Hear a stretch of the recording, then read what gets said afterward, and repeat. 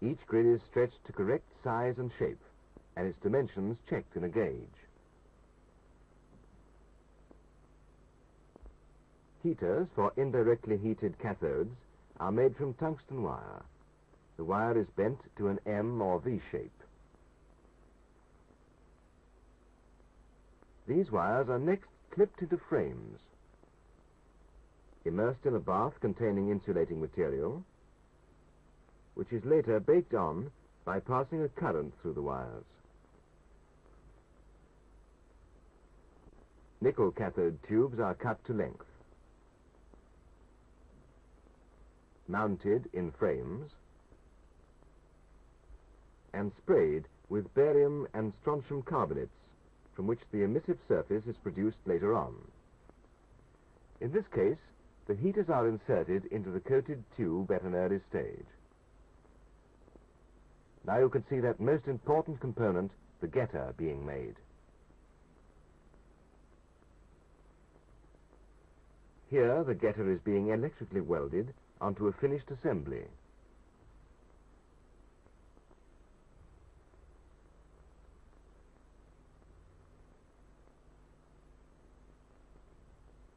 This machine makes the lead-in wires, which you will recollect are composed of 3 parts.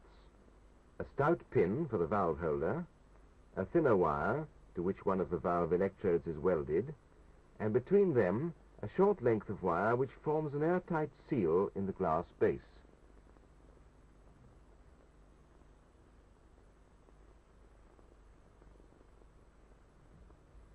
The lead-in wires are loaded into the base-making machine and are automatically fed, 9 at a time, into a jig.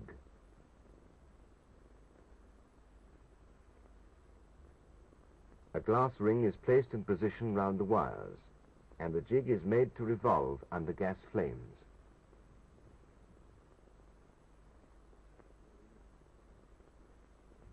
The glass softens, and the machine presses it to form the base.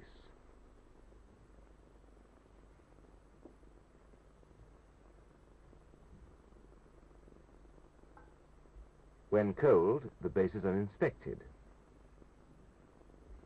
The support wires are then cut to length by one machine, and in the next they are bent to the positions they must assume for the components to be welded to them.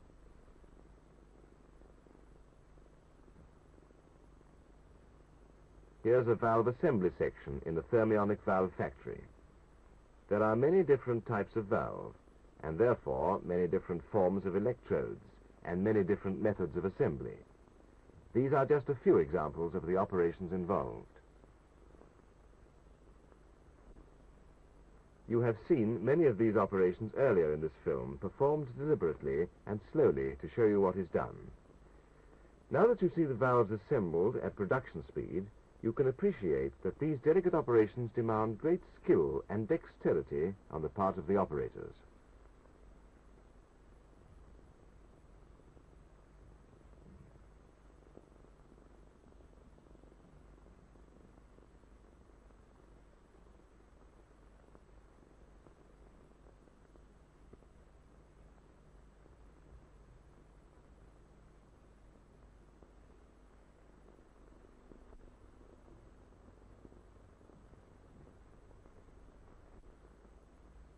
The next step is to seal the assembly into the glass bulb and then pump out the air, so forming a vacuum.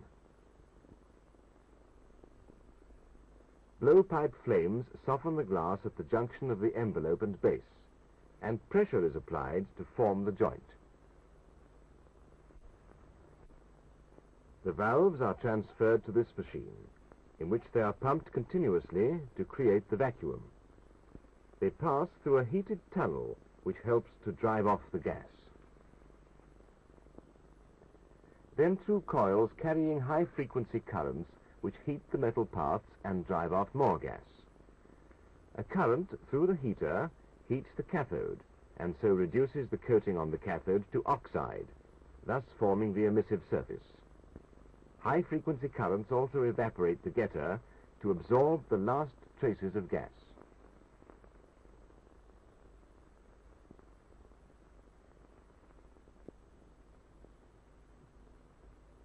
After being sealed off, the valves are mounted in racks and are operated for a period under controlled conditions. During this time, further changes occur in the cathode coating, resulting in improved emission.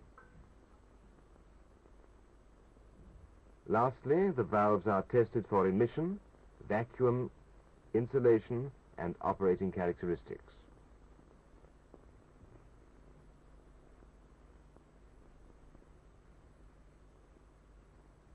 In the automatic high-speed tester, the valves are plugged into holders which move to a number of successive stations. At each station, a different test is applied, and if a valve fails in any one of these tests, an automatic hand removes it from the machine.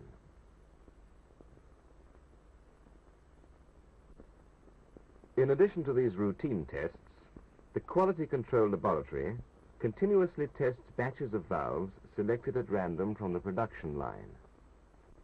Any falling off in quality is detected at the earliest possible moment, so that steps can be taken to correct it before the trouble can assume serious proportions. That, then, is how the many different parts of a valve are made and put together, and how valves are manufactured under mass production conditions.